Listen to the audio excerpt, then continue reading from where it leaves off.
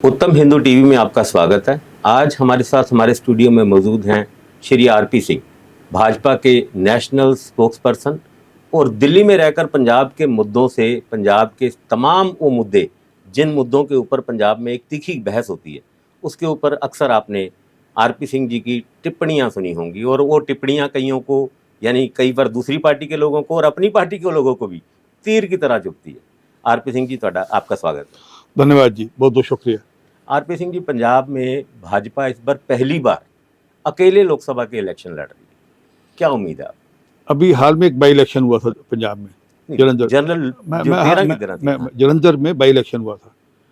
तब मैं कह कर गया था कि हम लोग 2024 का और 2027 का इलेक्शन हम अकेले लड़ेंगे, हमारा समझौता किसी के साथ होने वाला नहीं, हम अलायंस के साथ करेंगे नहीं। आज हमें लगता है कि पंजाब को जरूरत है भाजपा जैसी पार्टी की, और हम उस स्थिति में जहां हम एक अच्छी ऑप्शन बनकर दिखें लोगों को। और आज वही कारण है कि कई पार्टी के बड़े बड़े लोग हमारी पार्टी ज्वाइन कर रहे हैं। उनको भी समझ लग रहा है कि भाजपा एक अच्छी ऑप्शन है, मोदी जी की जो नीतियां हैं उससे प्रभावित होकर, और जो मोदी जी की नीतियां हैं उनको नीचे तक ले जाने के लिए हमें अब अकेले ही काम करने की ज़रूरत है। क्योंकि हम अलायंस पार्टनर्स में जब सरकार बनाते हैं तो हमको कई जगह कंप्रोमाइज़ करना पड़ता है, हमारी कई चीज़ें हम लोग जिस ढंग से चाहते हैं वैसे नहीं कर पाते। इसलिए हमने मन बनाया कि हम अकेले चुनाव लड़ेंगे और अपने दम पर ही पार्टी का विस्तार यहाँ पर पंजाब में करेंगे। पर जब भाजपा पंजाब में आती है तो कई मुद्दों पे घिर जाती है, खास करके किसानी के मुद्दे।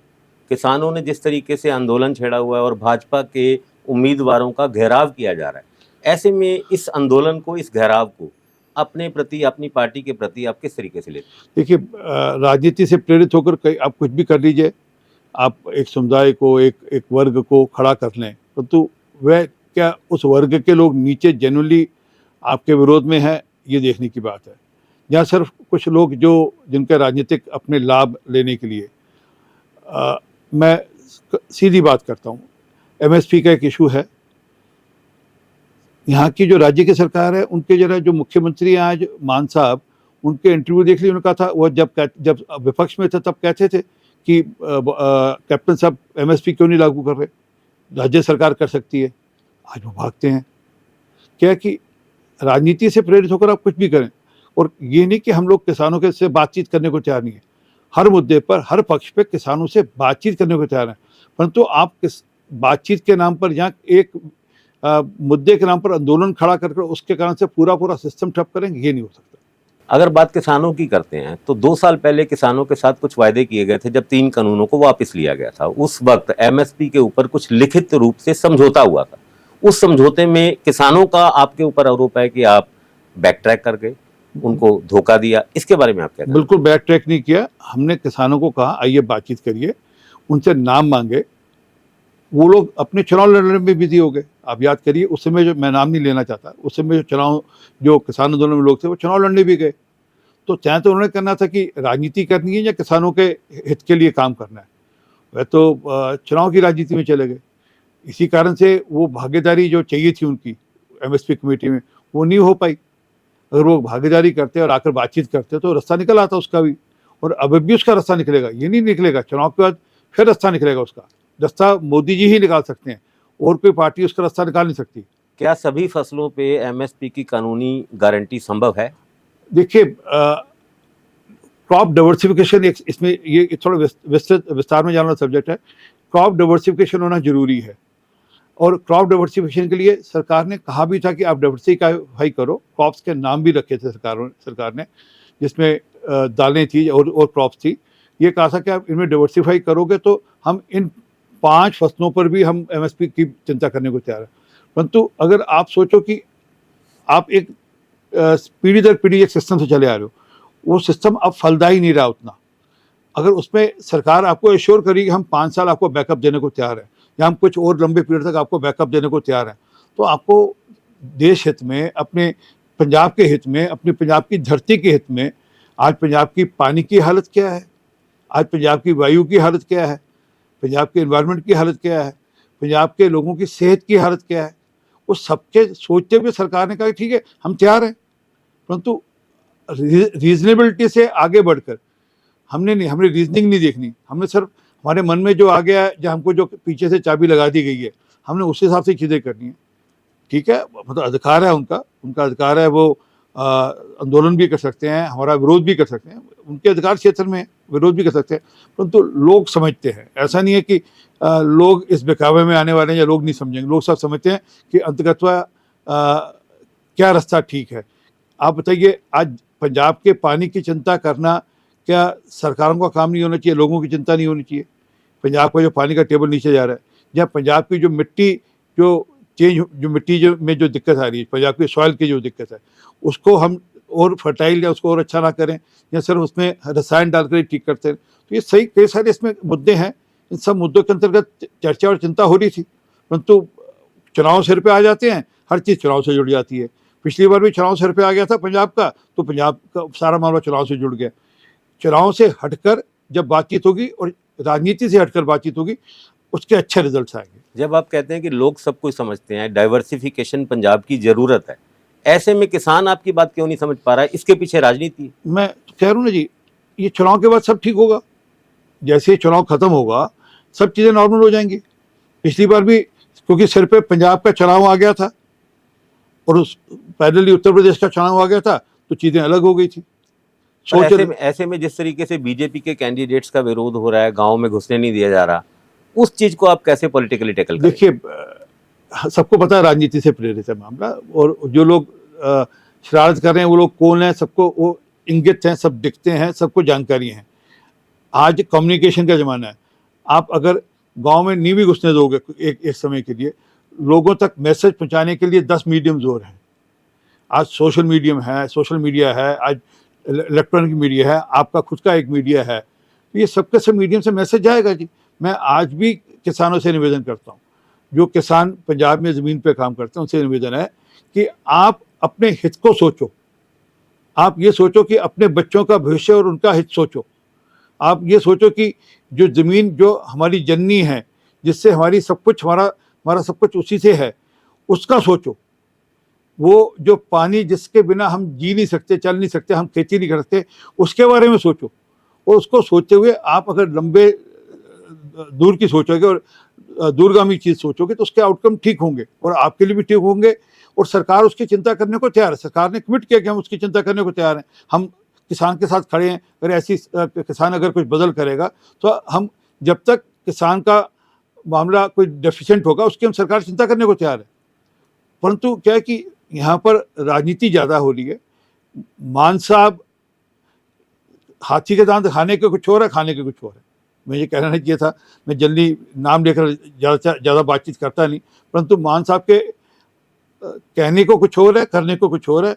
और वो असल में मान साहब की गलती नहीं है, उस पार्टी का डीएनए ही वैसे हो रहा है। अब तो अब साबित हो रहा है उस पार्टी का डीएनए ही वैसे है। दिल्ली में जो कुछ आम आदमी पार्टी के ऊपर भी हम आते हैं, पर फिलहाल किसानों का मुद्दा पेचीदा है। और जिस तरीके से बीजेपी कैंडिडेट्स का विरोध हो रहा है, आपको लगता है कि इस विरोध के बावजूद भाजपा पंजाब में बड़ी जीत प्राप्त? सुनिश्चित। मैंने कहा कि आप हमको फिजिकली रोक सकते हैं जी। हालांकि मेरा निवेदन है इलेक्शन कमीशन से, election commission should intervene into this. Election commission उसकी चिंता करनी चाहिए कि ये जो लॉ एंड ऑर्डर की स्थिति खराब हो रही है और ये प्रेरित होकर की जा रही है, इसकी चिंता करनी चाहिए। और इसमें यहाँ की जो सरकार है उसके भी नकेल कसनी चाहिए। इलेक्शन कमीशन को भी ये चल नहीं सकता, आप इस प्रकार से शरारत नहीं कर सकते। परंतु फिर भी मैंने कहा मीडियम्स और भी हैं। हम किसानों तक पहुँचेंगे, गाँव तक पहुँचेंगे, हम अपना मैसेज भी लेकर जाएंगे और वहाँ अपना मैसेज उनको कन्वे भी करेंगे। जी बिल्कुल, आपके कहने के मुताबिक किसानों का मुद्दा इलेक्शन के बाद सॉल्व हो जाएगा और उस मुद्दे के ऊपर बातचीत होगी और बातचीत के जरिए कोई ना कोई हल निकलेगा। और मैं चाहता भी हूँ कि इसको इलेक्शन से जोड़ा ही मत जाए, इसको इलेक्शन से अलग हटकर ही सॉल्व करना चाहिए। बात पंजाब की करें तो पंजाब में एक और मुद्दा, खास करके आपका जो कभी साथी दल रहा करता था, अलायंस पार्टनर रहा करता था, अकाली दल, उन्होंने बंदी सिंहों के मुद्दे के ऊपर आपसे या आपकी भाजपा सरकार से कुछ उम्मीदें रखी थी और उन उम्मीदों के ऊपर आप खरे नहीं उतरे, ये उनका कहना है। तो इसकी वजह से ये अलायंस नहीं हुआ। आप इस चीज़ को कैसे देखते हैं कि बंदी सिंहों की रिहाई संभव है? वो क्या है कि अगर मैं आपको एक एग्जांपल देता हूँ, उससे आपको बात स्पष्ट हो जाएगी। दिल्ली में जब इन्होंने हमारे साथ अलायंस तोड़ा था, तब इन्होंने कहा था कि हम ये सीए के विरोध में हमारे से अलायंस हो रहे हैं। आप गूगल मार कर सर्च मार लीजिएगा, जब दिल्ली विधानसभा का चुनाव था और कालजल हमसे अलग हो गया था, दिल्ली विधानसभा चुनाव से पहले प्रेस कॉन्फ्रेंस करी, और मैं चाहूँगा कि ये जो अब इंटरव्यू चलाएं उसमें वो लेकर आए पक्ष, प्रेस कॉन्फ्रेंस का प्रॉपर लेकर आए, इसमें स्पष्टता से कहा कि हम सीए के विरोध के चलते हुए कि हम नहीं चाहते सीए लागू हो, हम अलायंस तोड़ रहे हैं दिल्ली में। लेकिन बाद में इन्होंने किसानों के मुद्दे के ऊपर अलायंस तोड़ा। मैं एग्जांपल देता हूँ, आज उसी के पक्ष में खड़े दिखते हैं। आज तो कल तक वो सीए के बहाना बनाना था ना जी, तो बहाना कोई भी बनाओ, आप बहाना कोई भी बनाओ। वो और अलायंस इन्होंने अब नहीं तोड़ा जी, अलायंस तो इन्होंने पीछे तोड़ा था, किसानों के नाम पे तोड़ा था। और सरकार में ये थे, जब 3 बिल पास हुए, जब 3 बिल लाए गए, तो ये सरकार के हिस्सेदार थे। हरसिमरत कौर बादल कैबिनेट की मेंबर थी। तो क्या कि आटा गूंदी हिल्दी को कोई नया बहाना ढूंढना है जी। और हमारी कोई अलायंस की बातचीत नहीं है जी, बड़ी स्पष्ट है। मैंने तो कहा आपको, आप कृपा करके मेरी प्रेस कॉन्फ्रेंस से निकाल लीजिए। मैं जब यहाँ पर बाई इलेक्शन हुआ था जलंधर लोकसभा का, मैं तब कह कर गया था कि ना 24 में ना 27 में हमारा अलायंस नहीं होगा, हम अलग इलेक्शन लड़ेंगे। पर इन सारी बातों के बीच जब अमित शाह जी ये कहते हैं कि हमारी बातचीत लगातार चल रही है, 2-3 दिन में फैसला होगा, नहीं, अमित शाह जी का कृपा कर आप अमित शाह जी को जो इंटरव्यू है एक चैनल पे, वो आप ध्यान से पढ़िए। उन्होंने कहा बातचीत चल रही है, उन्हें ये नहीं कहा कि हमारा कोई समझौता होगा 2-4 दिन में, कोई समय की कोई 2-4 दिन में फैसला होगा ना। उन्हें कहीं समय सीमा नहीं बांधी, उन्होंने कहा हमारी बातचीत चल रही है। राजनीति में बातचीत तो सबके साथ चलनी चाहिए। बातचीत तो बातचीत तो हमारी कई पार्टियों के साथ चलती रहती है, कई पार्टियां हमसे बातचीत करती रहती हैं, इश्यूज पे, सब्जेक्ट्स पे चर्चा होती रहती है। उसका तो ये नहीं कि हमने कोई अलायंस फॉर्मेशन कर दी है। नहीं, पर जैसे बंदी सिंहों का मुद्दा अगर अकाली दल ने उठाया, बीजेपी का उस बारे में क्या सोचना है? वो जब तक सत्ता में थे, जब तक हमारे साथ सत्ता शेयर कर थे, तब के नहीं उठाया उन्होंने इशू कभी भी। और आप जरा गूगल मार कर फिर सर्च करना, बंदी सिंहों के मामले में, भुल्लर के मामले में मैंने पिछले 2 साल से दिवाली नहीं मनाई और इस बार भी नहीं मनाऊंगा। वो क्या कि राजनीति हो रही है। बंदी सिंहों का इशू स्टेट सब्जेक्ट है। वो राज्यों ने लॉ एंड ऑर्डर जो है, होम मिनिस्ट्री, जेल, ये सबका सब स्टेट सब्जेक्ट है। ये विषय राज्यों के पास जाना चाहिए। और आपकी जानकारी के लिए, मैं दिल्ली के एलजी साहब से मिला था जी, क्योंकि एक भुल्लर दिल्ली के तत्वाधान में आता है, और उनसे मैंने कहा था कि मीटिंग करवाइए। मीटिंग 3 बार पोस्टपोन हो चुकी थी। मेरी चिट्ठी गई फॉर्मली, एलजी साहब ने उसमें इंटरवेंशन किया, तो मीटिंग हुई, दिल्ली सरकार ने मीटिंग करी। जिस सरकार को कौन हेड करता है? केजरीवाल। भगवंत मान के जो आका है वो हेड करते हैं। उन्होंने वो टर्न डाउन किया। जो सेंटेंस रिव्यू कमेटी है, सेंटेंस रिव्यू बोर्ड है, जो बोर्ड है, हाँ, तो अब वो सेंटेंस रिव्यू बोर्ड में टर्न डाउन किया। हमने फोर्थ अपॉन किया, हमने मीटिंग कराई। और मैं मानता हूं कि उनमें से जो भुल्लर है उसकी सजा माफी होनी चाहिए, क्योंकि 25 साल जेल में हो गए, उसमें से 13-14 साल उसका दिमागी हालत उसकी ठीक नहीं है। लेकिन बलवंत सिंह राजूआना के एक मिनट आ रहा हूँ। ये मैंने कहा ना, स्टेट, मैं तो दिल्ली से आया हूँ, तो दिल्ली का विषय मेरा कंसर्न है।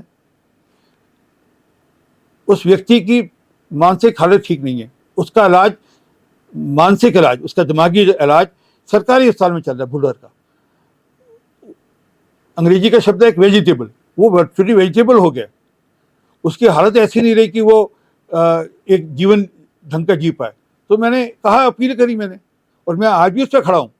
तो दिल्ली, ये हाँ, यहाँ के लोग यहाँ की बात करें जाकर जी। यहाँ अगर अकाली दल को करना है तो यहाँ की सरकार के जाकर सिर मत लगे, जाकर बात करें।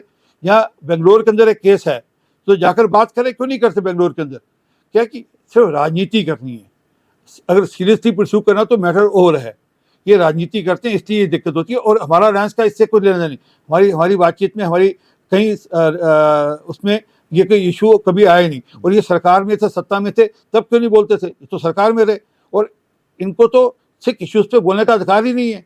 जितना नुकसान सिखों का अकाली दल ने किया एज ए पार्टी, उतना तो किसी ने नहीं किया। ये वादा कर रहे थे, जिन्होंने गुरु ग्रंथ साहब की बेइज्जती की है, उनको हम सजा दिलाएंगे। क्या हुआ उसका? नहीं, बिल्कुल ठीक कह रहे हैं आप। पर जब हरसिमरत कौर बादल लोकसभा में अपनी आवाज उठाती है बलवंत सिंह राजवाना के मुद्दे के ऊपर, तो अमित शाह जी का वो जवाब कि जिस व्यक्ति को अपने अपराध का बोध ही नहीं है और जिस व्यक्ति ने अपने अपराध के लिए माफी नहीं मांगी तो उसे कैसे माफ किया जा सकता है। और उस मुद्दे के बाद अकाली दल ने उसको बंदी सिंहों के मुद्दे के ऊपर भाजपा का एक विपरीत स्टैंड समझा। बिल्कुल नहीं। उसके बाद वो जब सेशन चल रहा था तब की बात है, पार्लियामेंट सेशन चलने की बात है। और ये जो समझौते की बात, तो अभी आपके हिसाब से अगर मैं आपके पैरामीटर में जाऊं, ये तो आज से 1.5 महीने पहले की बात है। तो वो उसके बावजूद भी समझौते की बात कर रहे थे हमसे। तो क्या बिल्कुल ठीक कह रहे हैं, पर फिर भी सुनिए, कोई राजनीति हो रही है ना जी, कोई राजनीति हो रही है। अगर आप कोई राजनीति करो तो चलेगा नहीं मामला जी। अगर आप लोग समझते हैं, लोग ऐसा नहीं कि हम सोचे कि लोग बेवकूफ़ हैं, हम लोगों को कुछ भी बहका देंगे। लोग बहकावे में नहीं गए ना, इसलिए आज अकाली दल की पोजीशन है। आज अकाली दल की जो स्थिति है वो इसलिए कि लोग बहकावे नहीं आते। ये अच्छा, ये सिखों के हितैषी हैं। मैं एक इशू लगातार पिछले 3 साल से परस्यू कर रहा हूँ। पंजाब के अंदर मास लेवल पे कन्वर्जन हो रहा है, मास लेवल पे। क्रिश्चियन पादरी यहाँ तक कहते हैं कि हमने 20% पंजाब में कन्वर्जन कर दिया। क्या नरूला शहर नाम है उसका, क्या वो ओपनली छाती ठोक कर कहता है कि मैंने 20% कन्वर्जन करा दिया। आज तक कभी आपने किसी अकाली दल के मेंबर का, सुखबीर बादल का, हरसिमरत कौर बादल का, एसजीपीसी के प्रधान का, एसपीसी जनरल सेक्रेटरी का या किसी और का कोई एक करारा बयान सुनाओ, एक बार बोले हो? यानी अकाली दल जो अपने आप को पंथक पार्टी कहती है वो पंथ से बहुत दूर है। गोविंद सिंह लौंगोवाल उनकी चंगाई सभा में गए हुए हैं। वीडियो रिकॉर्ड है, मेरा ट्विटर हैंडल पे जाइए अब। मेरा पिन ट्वीट, सबसे पहला ट्वीट इसी पे है। मेरा पिन ट्वीट भी क्रिश्चियन कन्वर्जन पे है। वो अगर गोविंद सिंह लौंगोवाल जो एसजीपीसी के प्रधान रहे, अगर वो चंगाई सभा में जाएंगे तो कैसे बचेगा? आज पंजाब को मूलतः खतरा कन्वर्जन से है। हर गांव के अंदर एक चर्च की ब्रांच खुल गई है, चंगाई सभाएं होती हैं, उस बारे में कोई चर्चा नहीं करेंगे क्योंकि एक डुगडुगी बजा के रखनी है, एक डुगडुगी बजा के रखनी है और डुगडुगी बजाकर सोचे कि हम लोगों को बेवकूफ बना लेंगे। लोग बनते नहीं। 13 सीटों पे अकेले चुनाव लड़ रहे हैं। भाजपा का शिरोमणि अकाली दल के साथ कोई गठबंधन नहीं है। और जब ग्राउंड जीरो पे जाके हम जैसे लोग, रिपोर्टर, जर्नलिस्ट या पॉलिटिकल एक्सपर्ट्स जाते हैं तो वहाँ एक चीज़ महसूस करते हैं कि शहरों में तो भाजपा को बहुत अच्छा एक hunगारा मिल रहा है, लेकिन गाँव में किसी ना किसी जगह वो नेगेटिव चली जाती है। और इस कॉम्बिनेशन में कहीं ना कहीं भाजपा जीत के करीब तो पहुंचती है पर जीत अचीव नहीं कर पा रही। देखिए, हम लोगों ने एक नई शुरुआत करी है पंजाब में और उस नई शुरुआत का एक आउटकम भी आएगा। मैंने कहा ना, ये जो फिजिकल ब्लॉकेट करने की कोशिश करी जा रही है उसका रास्ता दूसरा भी है। वोटर साइलेंट है, वो समझता है कि कौन किसके पक्ष में है, कौन देश का हित चाहता है। आज जिन लोगों को सिर पे मकान मिल गया, पंजाब में मिले हैं, क्या वे नहीं समझते कि देश का हित कौन चाहता है? जिन लोगों को घर में शौचालय के लिए पैसे सरकार की ओर से दिला दिए गए थे, क्या वे नहीं समझते कि कौन देश का हित चाहता है? या जब किसान सम्मान निधि जाती है तो क्या वे नहीं समझते कि देश का हित कौन चाहता है? या जब नैनो यूरिया की बात करते हैं तो वह समझते होंगे देश का हित कौन चाहता है? ये ड्रोन दीदी के माध्यम से लगभग 1 करोड़ बहनों को लखपति बना दिया गया है और 3 करोड़ का टारगेट है। उनको समझ में आता होगा जब ईपीएफओ का डेटा कहता है कि 18 करोड़ लोगों को रोजगार, ईपीएफओ डेटा होता है जो रजिस्टर होता है प्रोविडेंट फंड में, वो बताता है कि 18 करोड़ लोगों को रोजगार मिला पिछले 10 साल में। अभी मैं उसमें मुद्रा योजना की बात नहीं कर रहा, वो अलग है। तो लोगों का रोजगार का उत्पादन हुआ। जो यहाँ के बच्चे बाहर जाते हैं उनको नहीं दिखता कि उनका मान सम्मान कितना बड़ा। आज जो विदेश में बैठे लोग हैं उनको दिखता है कि विदेशियों का नजरिया भारत के प्रति कैसे बदला। तो ये सब ये चीजें अगर फिजिकली रोक लोगे तो क्या होगा? देयर मोड, मैंने कहा बाकी मोड है जिसके थ्रू मैसेज आ रहा है। भाजपा पंजाब में दूसरी पार्टियों के लोगों को ज्वाइन करा रही है, लीडर्स बहुत सारे आ रहे हैं, कतार भी है, संख्या तो ऑलरेडी बड़ी हो चुकी है लेकिन कतार उससे भी लंबी है। आज भी भाजपा के बहुत सारे कांग्रेस के ਜਿਹੜੇ लीडर थी उन्होंने ज्वाइन किया है। आपको क्या लगता है कि ये कतार लंबी करने से आपके जो पुराने टकसाली भाजपाई हैं वो किसी जगह इनसिक्योर तो नहीं फील कर रहे? देखिए, पार्टी का जब विस्तार होता है तो नए लोग आते हैं, उसी से पार्टी का विस्तार होता है। अगर हमने पंजाब में आउटरीच अपनी बढ़ानी है तो इसलिए, और वो लोग आ रहे हैं जो ये कहते हैं कि हमें मोदी जी की पॉलिसीज ठीक लगती हैं। जिन लोगों को मोदी जी की पॉलिसीज ठीक लगती हैं वे हमारे साथ जुड़ रहे हैं, वो कमिटमेंट भी कर रहे हैं और चल भी रहे हैं आज। और जो हमारे पास आए थे उनमें से कोई वापस भी नहीं गया पलट कर। नहीं, वो तो भाजपा से कहते हैं जाने वाले, आने वाले तो ठीक हैं, जाने वाले बहुत डरते हैं। नहीं, मैं कोई वापस भी नहीं गया ना जी, कोई वापस। विजय सांपलावना का जिक्र हो रहा है, वैसे पता नहीं आपके पास खबर है, हमारे पास तो हमारे अच्छे कार्यकर्ता हैं और टिके हुए बढ़िया कार्यकर्ता हैं, टकसाली कार्यकर्ता हैं, आपकी भाषा में अगर कहा जाए तो टकसाली कार्यकर्ता हैं। तो ऐसा तो नहीं कोई कोई नए जो आए उनमें से वापस कोई जा रहा है जी। तो सबके सब सोच कर आ रहे हैं कि हमने मोदी जी की नीतियों से प्रभावित होकर आ रहे हैं और सोच कर आ रहे हैं कि हमें काम करना है, देश के हित में काम करना है। तो जब पार्टी एक्सपैंड होती है तो पार्टी एक्सपैंड होती है तो पुराने कार्यकर्ताओं की भी चिंता होती है, नए की भी चिंता होती है। मुझे 47 साल हो गए पार्टी में काम करते, जिसमें 47th ईयर 77 में काम करना शुरू किया था। एक पोलिंग बूथ के कार्यकर्ता के नाते से काम करना शुरू किया था। हालांकि काम उससे पहले शुरू कर दिया था, परंतु इमरजेंसी के खिलाफ काम करना शुरू कर दिया, परंतु पॉलिटिकल काम मैंने एक पोलिंग बूथ के कार्यकर्ता के नाते किया। और मैं पोलिंग बूथ से कार्यकर्ता से लेकर पार्टी का राष्ट्रीय मंत्री रहा हूँ, राष्ट्रीय प्रवक्ता रहा हूँ, राज्यों का काम भी देखते रहा हूँ। तो इसका मतलब ये नहीं कि हम कहीं दरकरार हैं, हम अपनी जगह अपना काम कर रहे हैं। और पार्टी इतनी बढ़िया पार्टी हमारे सिस्टम में कि हर किसी की चिंता पार्टी में होती है। और जब पार्टी का बेस बढ़ता है तो हर कोई उससे सम्मिलित हो जाता है। जब हम कश्मीर में काम करते थे तो मैं कहता था कि जब पार्टी सत्ता में आएगी तो उसका आप भी उसमें भागीदारी होंगे। आज पार्टी सत्ता में है, जम्मू कश्मीर में हमने सरकार में भी रहे, तो उसका जो एक मैसेज है कि हम सत्ता के अंदर भागीदारी कर रहे हैं, वो हर कार्यकर्ता के लिए था। उसमें नए लोग भी आए थे, उसमें पुराने लोग भी थे। नहीं सर, भाजपा की बात करें तो अक्सर ऑपरेशन लोटस का जिक्र आम आदमी पार्टी करती है, कभी दिल्ली में, कभी पंजाब में। और उस ऑपरेशन लोटस में एक रेट निकल के आता है कि एक एक एमएलए का रेट 25-25 करोड़ का हो गया। और मुझे लगता है कि भी ऐसे में ऑपरेशन लोटस तो नहीं महंगा हो गया? यहाँ सरकार का शेर आया और कई बार शेर सचमुच आ जाए तो फिर ये डर तो नहीं उस पार्टी को सता रहा? देखिए, पहले मैं ऑपरेशन लोटस की बात कर लूँ। जिन लोगों ने दिल्ली में ऑपरेशन लोटस की बात करी, हमने उनके खिलाफ मुकदमा दायर कर दिया कि उनको सबूत देने पड़ेंगे, अन्यथा उनको कार्रवाई होगी, उनके खिलाफ कानूनी कार्रवाई करेंगे। ये बड़ी स्पष्ट है।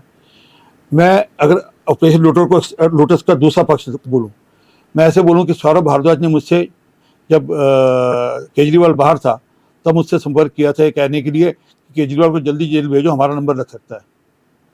कहने को कह सकता हूँ जी, राजनीतिक बयान देने में दे सकता हूँ, परंतु सब लोग समझते हैं कि ये सिर्फ राजनीति के लिए बयान दिए जा रहे हैं।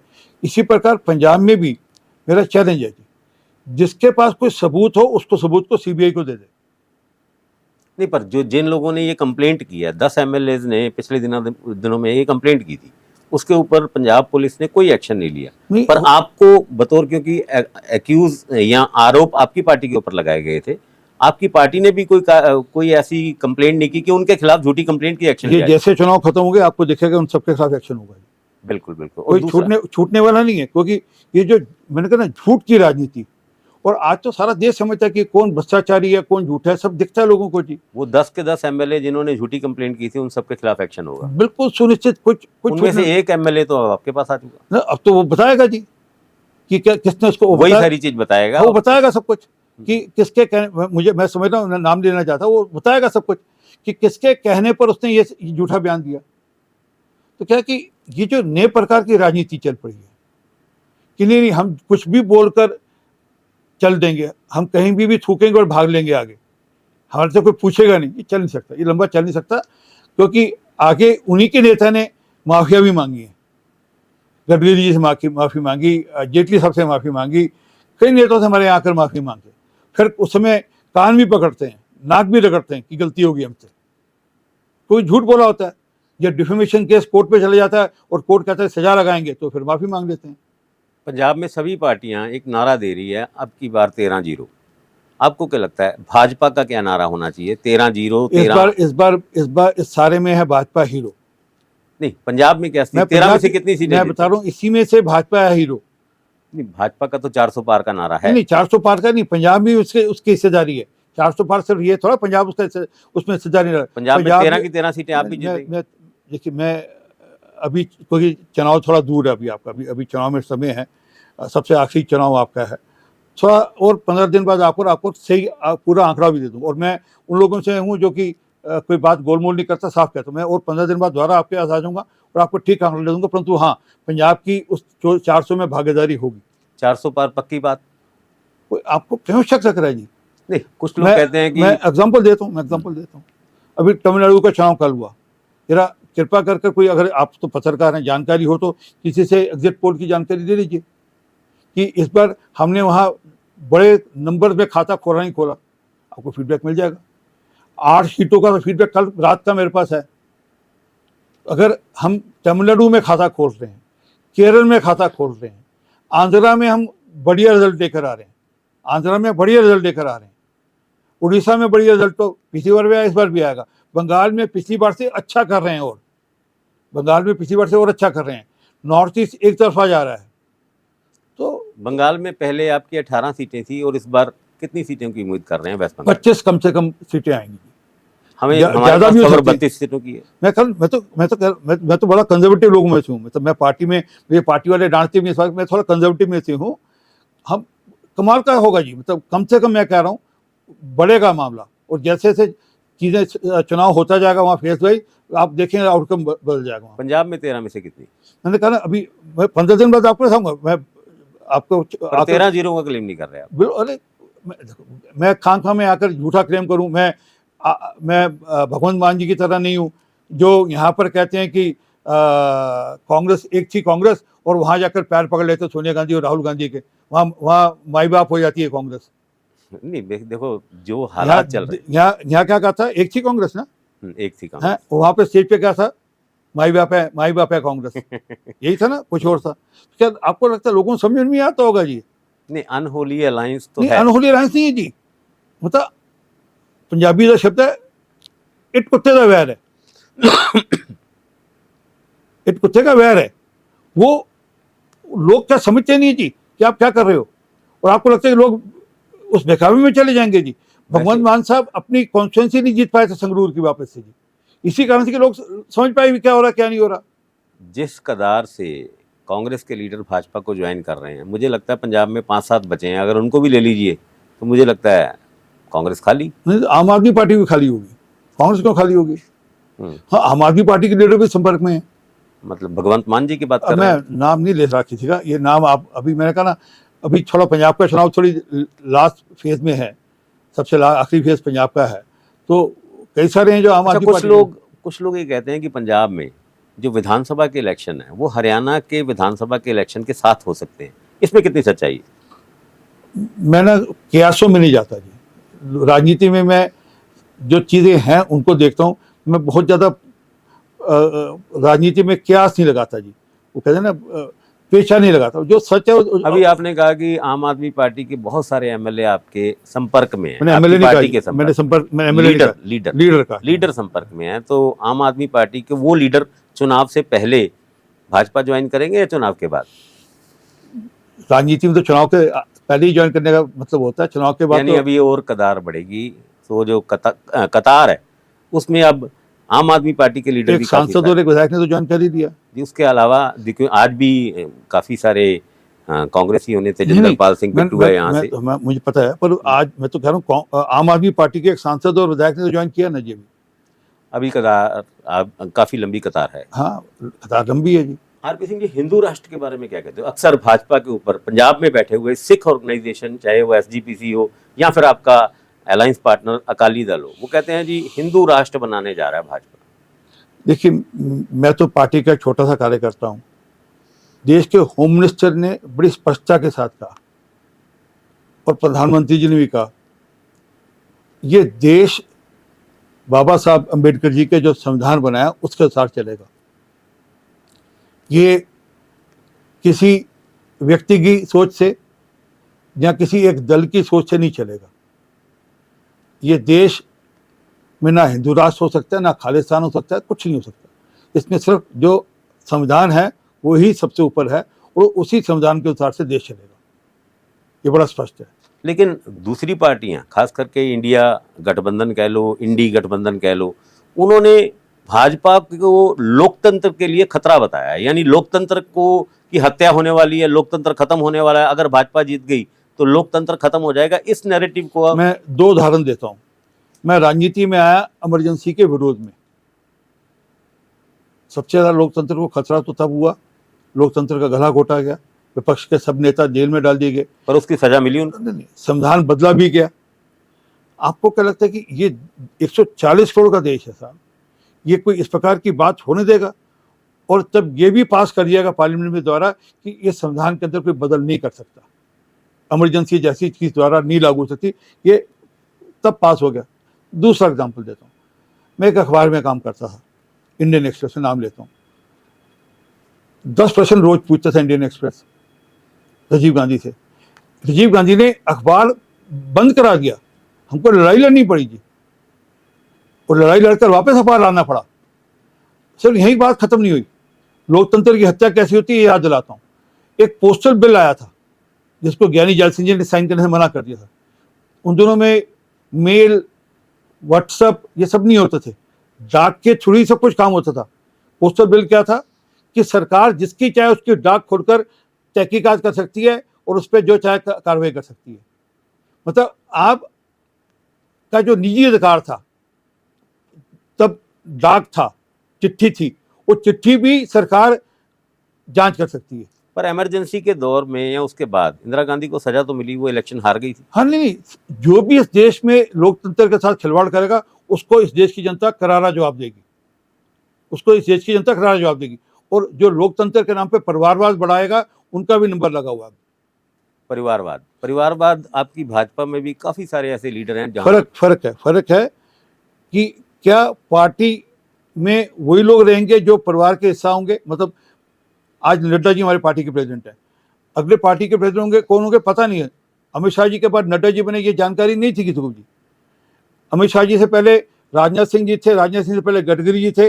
वो ये नहीं कि गडकरी जी के परिवार का कोई व्यक्ति कोई पार्टी चला रहा है।